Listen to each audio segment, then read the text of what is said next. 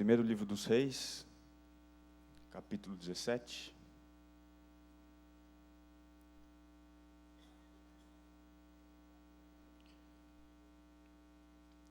Nós iremos usar os 3 primeiros versos para introduzirmos a mensagem desta manhã.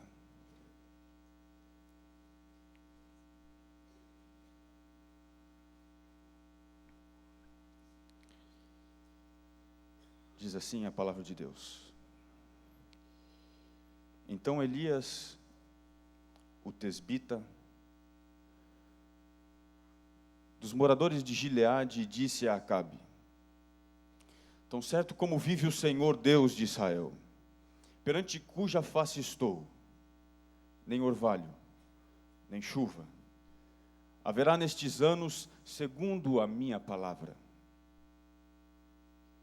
Veio-lhe a palavra do Senhor dizendo: retira-te daqui e vai para o lado oriental e esconde-te junto à torrente de Querite, fronteira ao Jordão. Do que você tem medo? O que te faz perder o fôlego, tremer, suar frio, perder o sono, não ter vontade de comer? O medo é uma característica que está presente na essência do ser humano. Nós tememos tudo e, ao mesmo tempo, tememos o fato de temer alguma coisa. Quando era pequeno, meu pai era pastor numa cidade não muito longe daqui, e nós morávamos em frente ao cemitério da cidade. Uma das coisas que nós, os meninos, os garotos da rua, costumávamos fazer era reunir a galera para jogar futebol no muro do cemitério, que servia de gol. E ali então, costumávamos jogar futebol durante horas e horas, contando com o desafio, às vezes, de entrar noite adentro, com a superstição dos mortos ali ao nosso lado, e o agito dos carros que passavam naquela rua, que era um tanto quanto movimentada. Certo dia à tarde, enquanto estávamos reunidos, nós tivemos a ideia de bolar alguma coisa para poder assustar as pessoas que passavam ali por aquela rua. E ficamos imaginando na nossa mente infantil o que daria mais certo, até que descobrimos que haveria um jeito de assustar as pessoas. Pegamos um pequeno galho de uma árvore que estava bem na frente do meu quarto, amarramos com uma linha de pescador transparente, passamos por sobre a rua e ela chegava até dentro da nossa casa. Ali então nos reunimos os amigos, que, espreitados, apertados ali no cantinho, na fresta de uma janela, olhávamos o movimento das pessoas na calçada do cemitério. Quando de repente 2 senhoras com a idade um pouco avançada vinham pela rua andando, quando de repente o amigo disse: vai, solta, solta. Quando soltamos ali a linha, aquela árvore caiu na frente daquelas senhoras, a primeira tropeçou, caiu no chão. A segunda saiu correndo, rezando a Ave Maria, gritando: meu Deus, meu Deus. E nós ficamos contentes porque estava dando certo. A próxima vítima era um senhor de meia idade, com uma bicicleta empurrando. E enquanto ele passava ali, nós soltamos aquela linha. Um pedaço da árvore caiu na frente dele, largou a bicicleta ali e saiu correndo desesperado. E assim começou a se repetir, cena após cena, pessoa após pessoa que passava por ali, era assustada com aquele simples galho que de repente caía na frente da pessoa. Brincadeira de criança, brincadeira de mau gosto. De repente a brincadeira ficou sem graça, paramos, fomos até a rua, nos reunimos e começamos a conversar, relembrando os momentos que nós tínhamos visto. Ah, lembra aquelas 2 senhoras, que engraçado, uma caiu ajoelhada, você viu? A outra saiu correndo, rezando a Ave Maria. E aquele homem que largou a bicicleta e deixou para trás e foi embora. Então naquele momento, começamos ali a descascar ali algumas bananas que estavam ali no nosso meio. sentados à calçada do cemitério, um do nosso grupo pega a casca de banana e joga para dentro do cemitério. Se eu disser que a casca de banana voltou, você acredita? Não sobrou um. Era o coveiro miserável, escondido. Nós tememos, não é? Tememos tudo, tememos todos, qualquer hora, em qualquer lugar. A grande verdade é que o que mais nos faz tremer é a ideia, é o conceito de que estamos, sim, presentes em meio a uma grande batalha. Um grande confronto que não nos possibilita, em momento algum, nos posicionarmos em um território neutro. Nós, como cristãos, bem sabemos que nós fomos chamados por Deus a uma batalha, a uma guerra. Essa batalha inspira cuidados, essa batalha inspira determinação, inspira o que há de melhor em nós. E isso muitas vezes nos faz temer, em virtude dos desafios, dos problemas que com certeza enfrentaremos. Mas o sentimento que, vez por outra, continua a rondar o coração do ser humano parece que em determinado momento, em determinado instante, Deus está muito longe e nós estamos apenas sozinhos, pelejando, combatendo, enfrentando as forças do mal. Deus chamou um homem. Esse homem era um homem poderoso. Talvez um dos maiores profetas que o Antigo Testamento conheceu, o Novo Testamento, e nós podemos falar e mencionar em pregações, exemplo de vida, Elias. Elias é chamado por Deus, e ali então Deus dá uma ordem: Elias, se apresente ao rei, e diga o seguinte: Elias, diga ao povo e diga ao rei, que não vai chover. Já dizia o sábio Albert Einstein, Deus não joga dados. Amigos, Deus não entra numa batalha para perder. Deus, quando assumiu o risco de enfrentar o mal e suas consequências através do uso do tempo, Deus sabia que lá no final da história haveria um grande momento de vitória. Deus chamou Elias, não para testá-lo, mas para mostrar através de Elias a qualidade do seu produto. Até onde Deus poderia conduzir a humanidade, Deus poderia, enfim, fazer frente ao governo do mal que se estabelecera durante 36 anos, começando por Onri, passando para Acabe e chegando a seu filho Acasias. 36 anos de perversão, de imoralidade, 36 anos em que o mal parecia tomar proporções, agora já sem mais condição de se voltar atrás. Idolatria, perversão, roubo, exploração. Deus então chama Elias. E esta manhã eu gostaria de analisar duas fases do ministério de Elias. Primeira delas, uma fase diferente. Acompanhe comigo o verso 8 e o verso 9 do próprio capítulo 17. Diz assim: Então lhe veio a palavra do Senhor dizendo: Dispõe-te e vai a Sarepta, que pertence a Sidom, e demora-te ali, onde ordenei a uma mulher viúva que te dê comida. O povo fenício, o povo sidomita, possuía uma divindade que é muito conhecida de todos nós, Baal. Baal era o deus das tempestades. Quando o povo precisava de chuva, era a ele que todos recorriam, através de cerimônias espúrias, orgias e outras coisas mais como sacrifício. As pessoas clamavam por fertilidade, clamavam por bênção, clamavam por provisão. Era Baal, segundo o entendimento dos fenícios, que daria as condições necessárias de existência. E assim, ano após ano, se celebrava, não apenas ali, mas agora também dentro do povo de Israel, o renascimento, o ressurgimento dessa divindade cananita, mais ou menos na época de outubro, mês de outubro, novembro, começavam as primeiras chuvas, chamadas de chuvas temporã.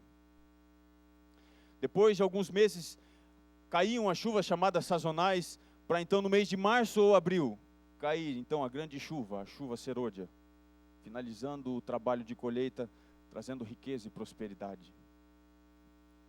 Deus chama Elias e dá uma ordem para ele: Elias, eu preciso que você enfrente Baal. Qual a estratégia, Senhor? Elias, vá se esconder. Elias, sai de Israel, abandona a sua casa, abandona tudo e vai para Sarepta. 3 anos ficou ali o profeta escondido. 3 anos de seca, mas ao deixar o povo de Israel, uma seca maior, uma seca pior, adentrou os limites do povo de Israel, a ausência da palavra do Senhor. O próprio Elias vivenciou as dificuldades da seca. O rio Jordão e outros afluentes que tinham por ali já não podiam mais oferecer água. O profeta precisou ir buscar segurança em Sarepta, que curiosamente não ficava muito longe da cidade natal de Jezabel, a mulher promíscua do rei Acabe. Deus mandara o seu profeta para viver em território inimigo. E aqui entra a primeira fase do ministério de Elias. O ministério de reclusão. 3 anos escondido e intocado, para que todos pudessem ver o poder de Deus no território do inimigo. Algum tempo atrás eu era evangelista aqui na Associação Paulista Central e dirigia uma série de pregações num lugar muito pobre. E numa das noites daquele programa, enquanto eu estava ali pregando, alguém veio até o meu lado, no meio do sermão, e me falou baixinho ao ouvido assim: pastor, nós temos um problema. Olhe lá no fundo. E eu olhei. O senhor está vendo aqueles rapazes que estão lá no fundo? Eu disse: estou vendo. Eles são traficantes do bairro. E eles mandaram avisar o pastorzinho lá na frente, que é para o senhor ficar tranquilo. Pode terminar o programa. No final do programa, eles vão entrar e vão fazer a limpa. Eles vão roubar tudo.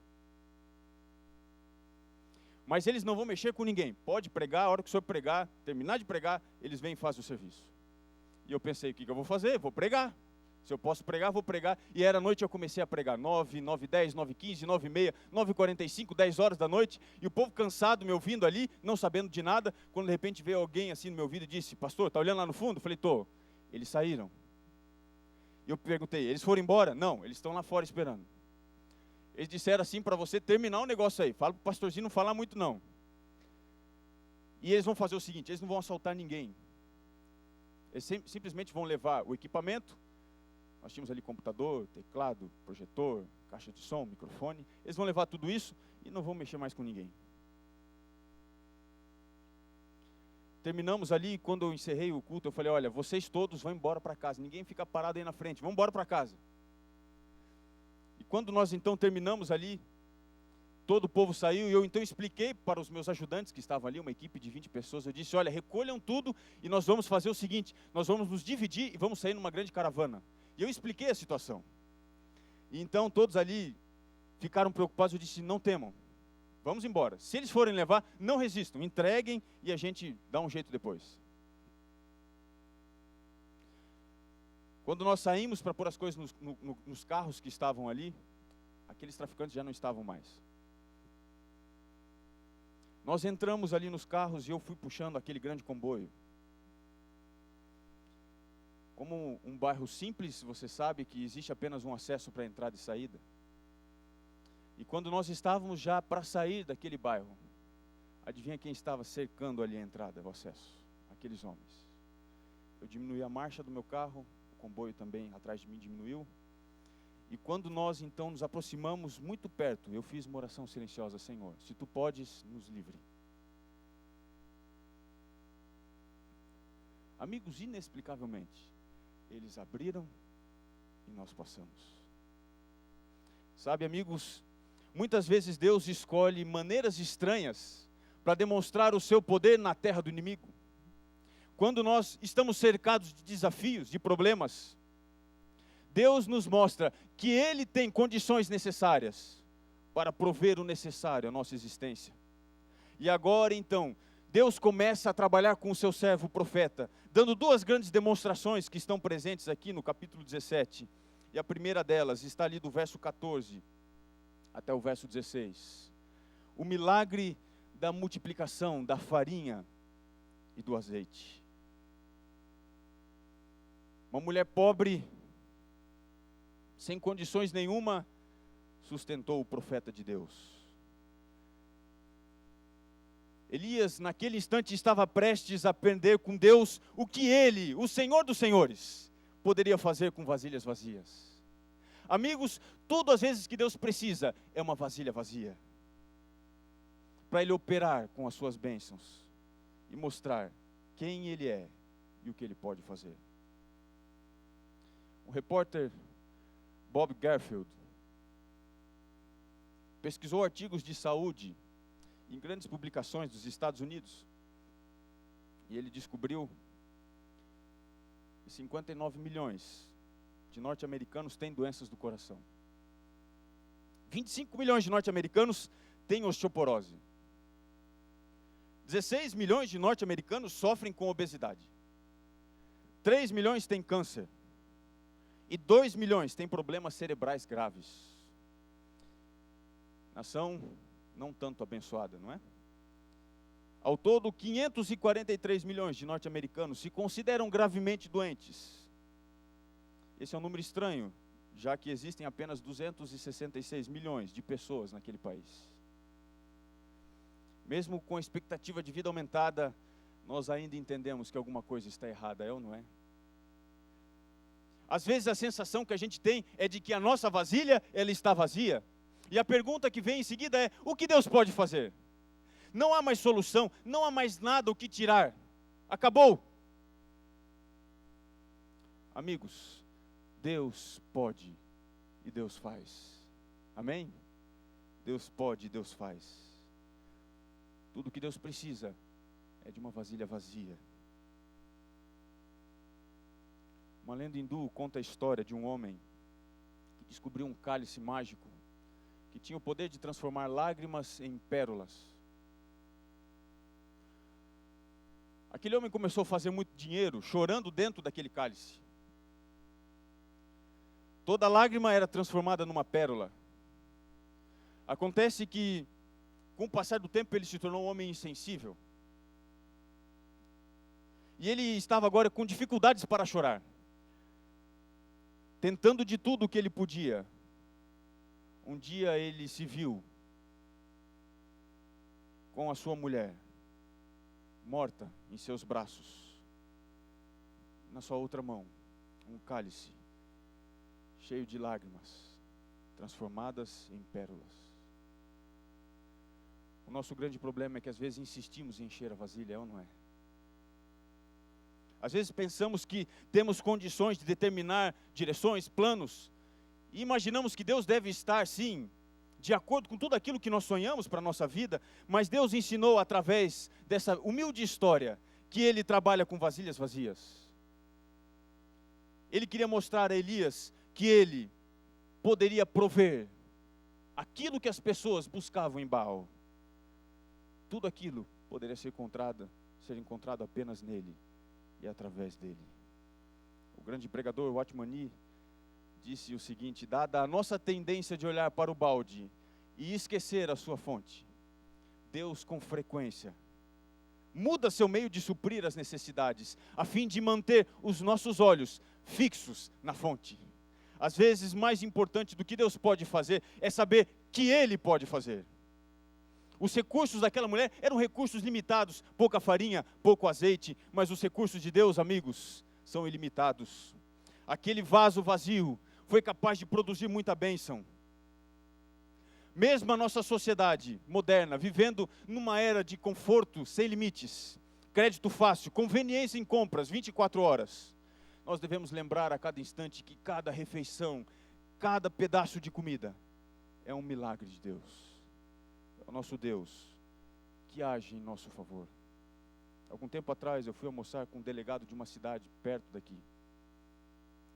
Ele me dizia: pastor, estou com sérios problemas no meu casamento, estou com sérios problemas no trabalho. entrei em depressão e agora eu não sei o que eu faço mais com a minha vida. Porque o mês passado eu imaginei que o meu problema tinha a ver com a minha autoestima, e para melhorar a minha autoestima eu troquei de carro. Funcionou durante uma semana. Depois agora eu tenho a conta para pagar e o buraco parece que está maior. Amigos, Deus, somente Deus, tem condições de prover o nosso sustento. Deus passa então ao segundo milagre. Um segundo milagre de provisão. Está no verso 20 até o verso 22. Aquela mulher perdeu o seu filho de uma forma triste. Então ela clama pelo profeta, que ali então, naquele quarto isolado à parte, faz um grande milagre. Dá novamente a vida àquele filho. Mais do que uma vasilha vazia. Deus queria ensinar que a vida também é vazia quando está longe dos seus cuidados. O nosso grande problema está quando a fonte seca, quando perdemos aquilo em que nós nos apoiamos. Mas lembre-se sempre que quando a fonte secar, esta é a maior especialidade de Deus. Tirar água da rocha, multiplicar pão ao faminto, dar alegria àquele que já não tem mais esperança. Deus, Ele não prova fora a inutilidade de dentro, Deus prova dentro a inutilidade de fora. Porque quando Ele está em nosso coração, quando Ele está presente em nossa vida, já não precisamos de mais nada. Elias havia provado o poder de Deus lá no território de Baal. 3 anos de bênçãos, de milagres. Agora sim, ele estava pronto para desafiar Baal no território de Deus, em Israel. E aqui entra então a segunda parte do seu ministério. Capítulo 18, o verso 1. Muito tempo depois veio a palavra do Senhor a Elias no 3º ano, dizendo: vai, apresenta-te a Acabe, porque darei chuva sobre a terra. A ordem de Deus mudou. Pode ir. A missão? Nós vamos juntos desafiar o poder de Baal.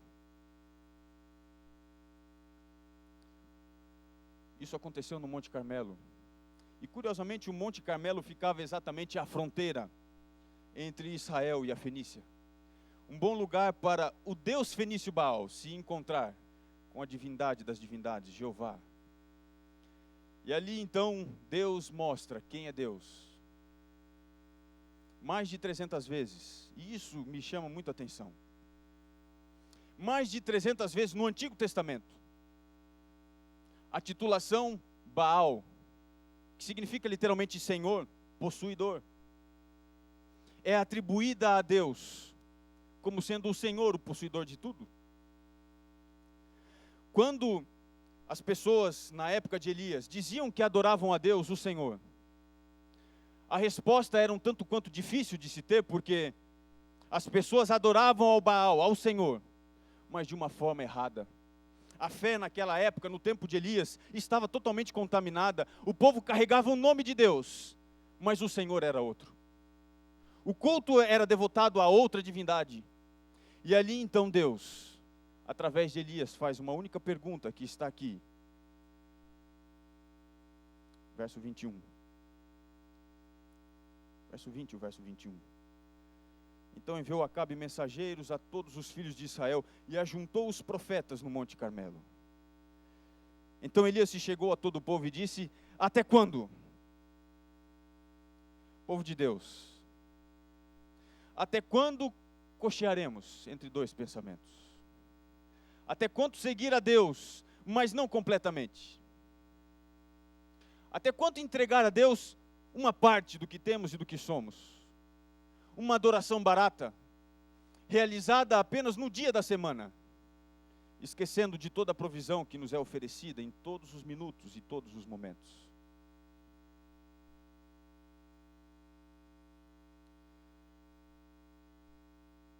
O Instituto de Pesquisa Richard Harris, são os fundadores do serviço de testamento online. Esse instituto descobriu 62% das pessoas com ativos estimados em mais de $800 mil, apenas para investir, $800 mil para investir. 62% deles planejam gastar seu dinheiro ou doar o seu dinheiro com obras de caridade. Ou transferir tudo o que tem, ou boa parte do que tem, para instituições. E deixar nada ou quase nada para os seus filhos, incluindo Bill Gates e Warren Buffett. Amigos, com Deus não funciona assim. Deus não transfere uma parte do que Ele tem ou do que Ele é. Deus, quando olha para você, exatamente pensa em tudo o que Ele pode oferecer. Por isso Elias serviria como seta de Deus, para ferir aquele coração idólatra daquela nação. A vitória do Carmelo é mais do que a derrota de Baal. Aquele altar intacto que permaneceu ali naquele dia, é um monumento a uma causa perdida. Quando recorremos a outros esforços que não os vindos de Deus, nós estaremos pelejando numa batalha que já está perdida. E quando fazemos isso, amigos, testemunharemos a grande vitória de Deus com os métodos mais estranhos. Porque a arma de Baal foi exatamente o sacramento da vitória de Deus. Perceba comigo no verso 28, acompanha aí na sua Bíblia. Como é que os profetas ofereciam o seu sacrifício a Baal? Verso 28 diz assim, que eles clamavam em altas vozes, e eles faziam o quê? Eles se retalhavam com facas. Você já viu isso? Que coisa ridícula. Eles se retalhavam, segundo o seu costume, até derramarem sangue. Era isso que eles faziam. E se era assim que eles adoravam essa divindade, Deus então vence, a vitória de Deus vem exatamente com a arma do inimigo. Verso 40 diz assim, Elias falou ao povo, lançai mão dos profetas de Baal, e que nenhum deles escape. Já diz o verso, o ditado, se com ferro feres, com ferro serás ferido. A arma de Baal se tornou um poderoso instrumento nas mãos de Deus. Se os sacrifícios eram o modus operandi no culto a Baal, a arma de Baal foi poderosa na mão de Deus. A vitória de Deus veio através da arma do inimigo. O resultado, a sequência desse capítulo, mais precisamente o verso 44. Diz assim, que a 7ª vez que Elias orou, se levantava do mar uma nuvem pequena como a palma da mão do homem. Então disse ele, sobe e dize a Acabe, aparelha o teu carro e desce, para que a chuva não te detenha. A arma do inimigo é poderosa nas mãos de Deus. Amém, irmãos?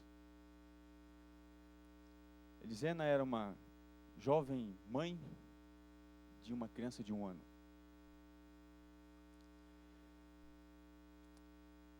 Depois de alguns anos, engravidou pela 2ª vez.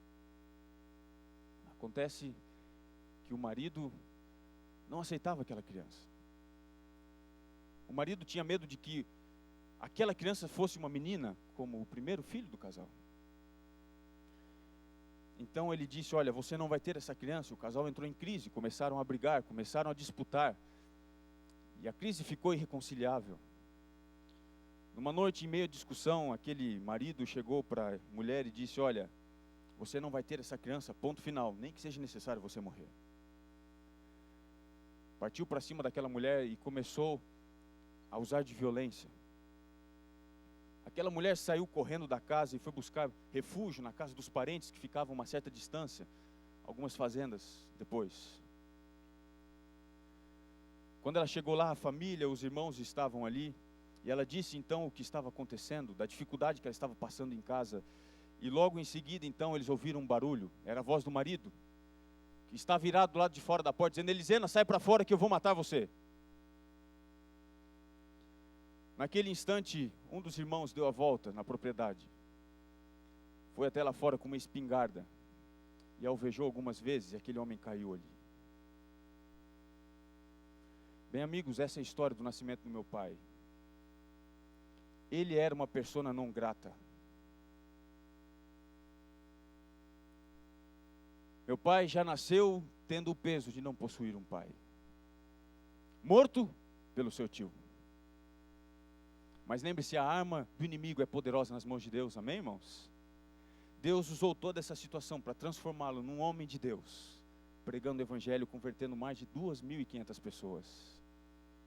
Amigos, quando nós estivermos cercados de desafios e de problemas, devemos nos lembrar sempre que o nosso Deus é poderoso. Os seus métodos podem ser estranhos, mas a vitória é garantida.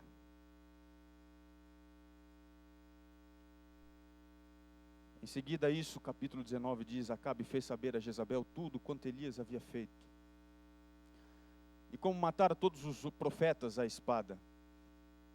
Então Jezabel mandou o mensageiro a Elias a dizer-lhe: Façam-me os deuses como lhes aprouver, se amanhã a estas horas não fizer eu a tua vida, como fizeste a cada um deles.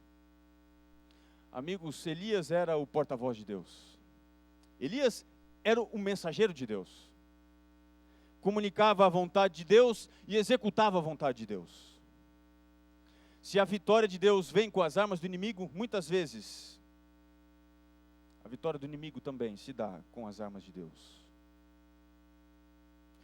Jezabel mandou um mensageiro para Elias, quando poderia ter mandado soldados, porque não queria transformá-lo em mártir, porque a vida de Elias era menos importante do que sua morte naquele determinado momento. Se Elias morresse, seria um mártir, proclamando então a restauração completa no povo de Deus. Ela usou a arma de Deus, mandou um mensageiro. O resultado? Elias bateu em retirada diante de um inimigo derrotado. Qual foi a sua derrota? O seu fracasso foi correr à frente do Senhor.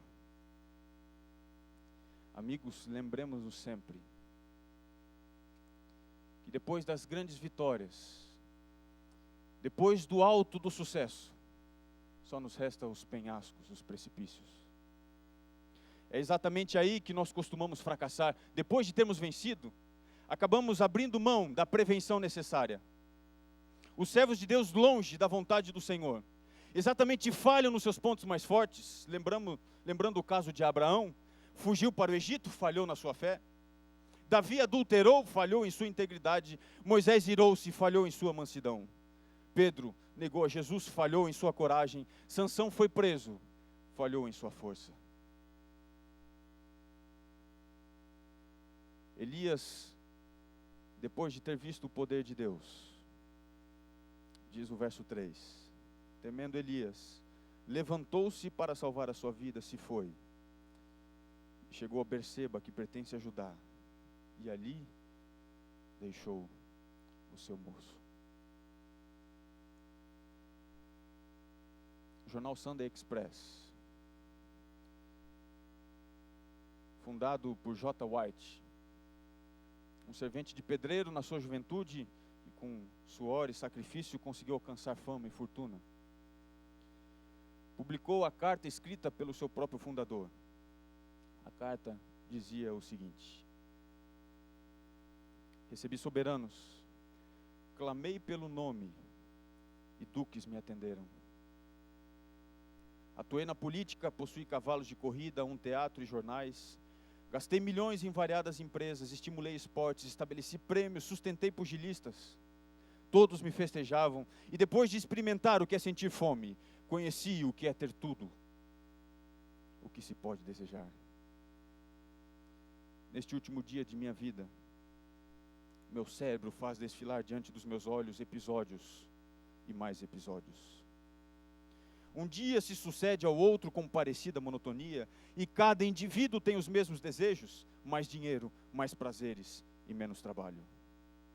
O rico pode dar festas e presentes, ser herói dos clubes noturnos, ver o seu nome nas crônicas mundanas e crer-se o segundo depois de Deus. Sem dinheiro, porém, é abandonado por todos e terá como únicos amigos o remorso e o pesar. Minha cabeça delira, meu coração palpita, vejo toda a loucura de minha vida, basta.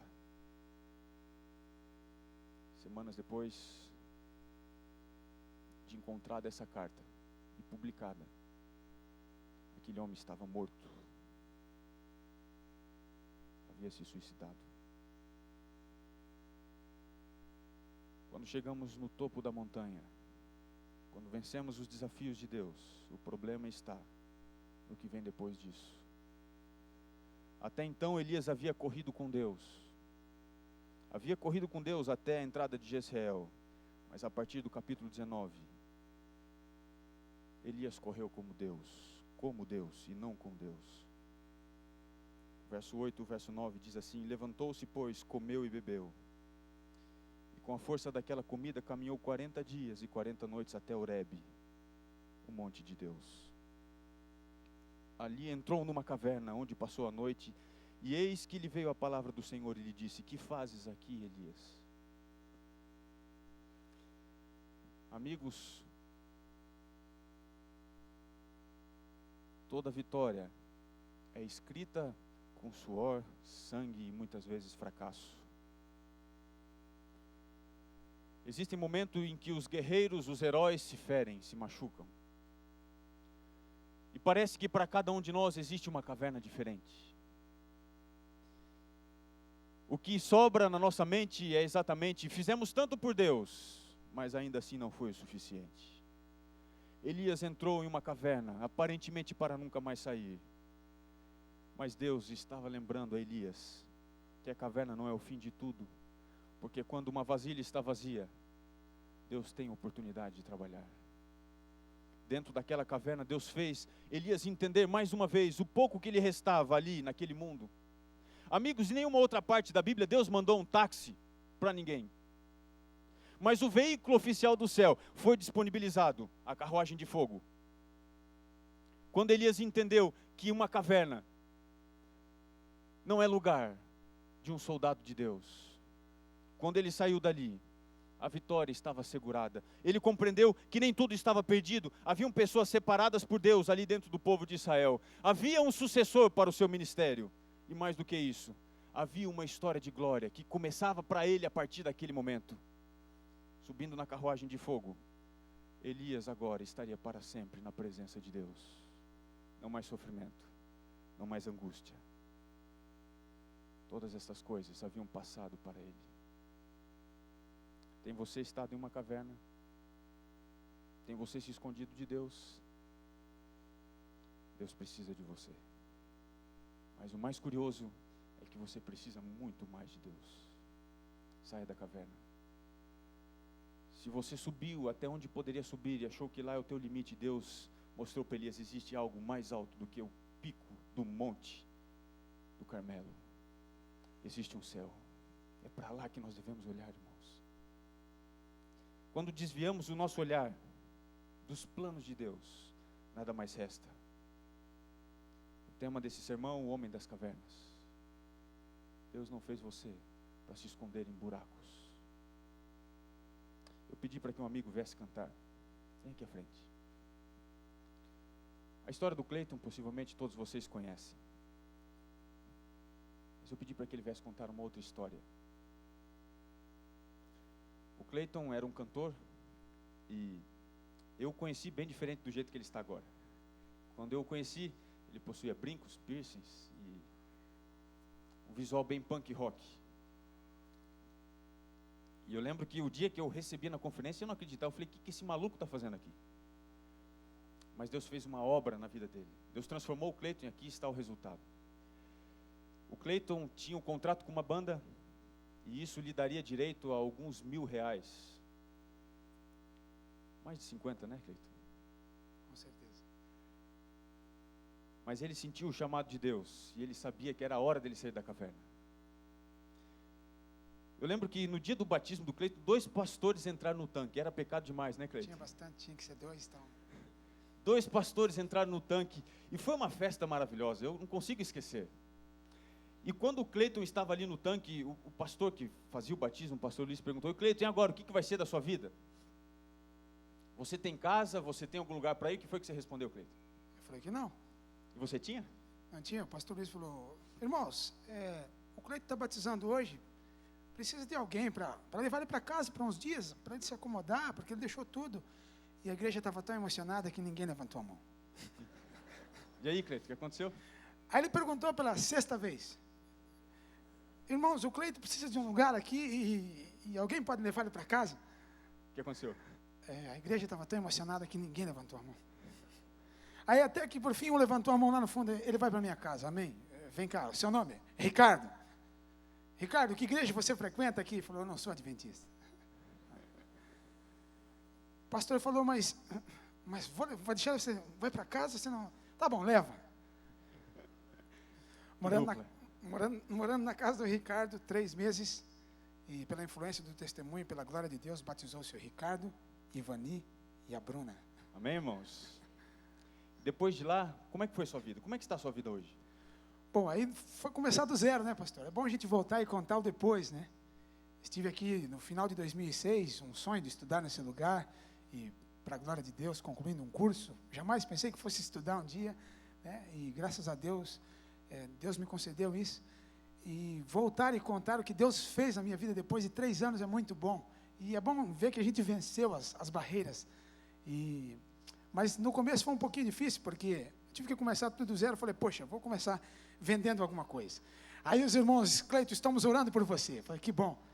E eu falei, irmãos, comprei um carro. Aí os irmãos pediram, que carro que é? Eu falei, um Corcel. Então nós vamos dobrar a oração agora.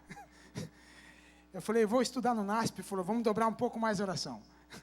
E aí, viajando 80 quilômetros para ir, 80 para voltar, saindo de casa 5 horas, voltando 1 hora, 1h30 da manhã.